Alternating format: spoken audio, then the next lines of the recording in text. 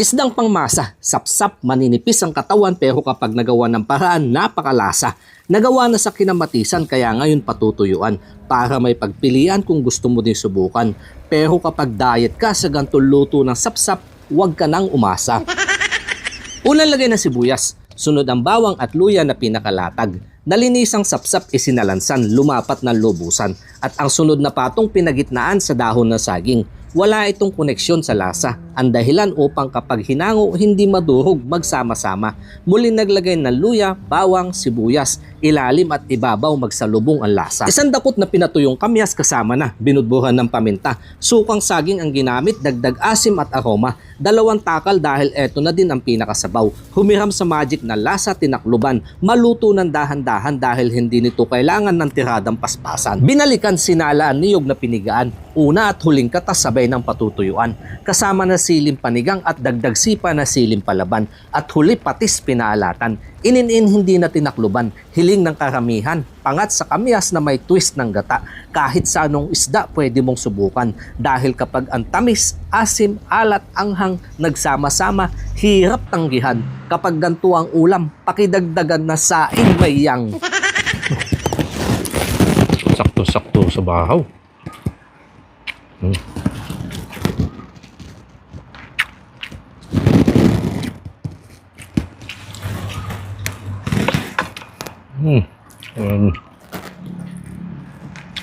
Lasa. Asim. Tamis. Pag kinagat mo yung kamyas, oh. Tsaka may kaunting anghang. Kaya hindi po siya nakakaumay.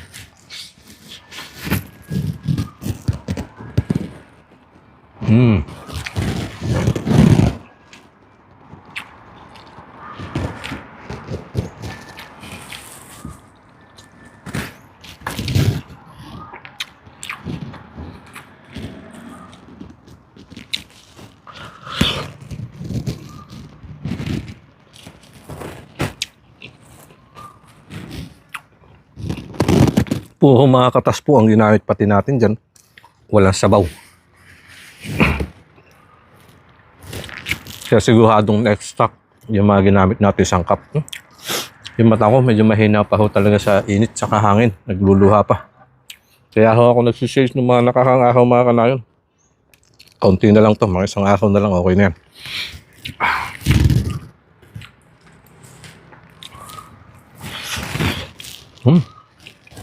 Sarap.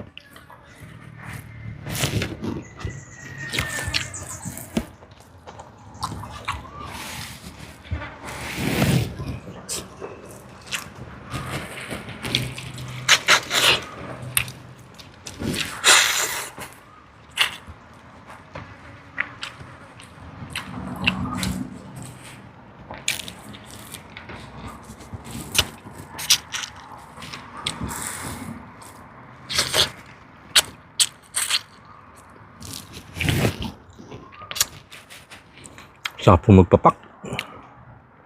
Kaya kung may sapsap ka dyan, or kahit anong ulam, ay kung kahit anong isda, wala kang maisip na pang ulam, pwede mo din po ito subukan. Ang galing ko na itong dahon. Yan o, isang purpose niyan, para hindi siya madurog. Pag kinuha, buo-buo pa rin.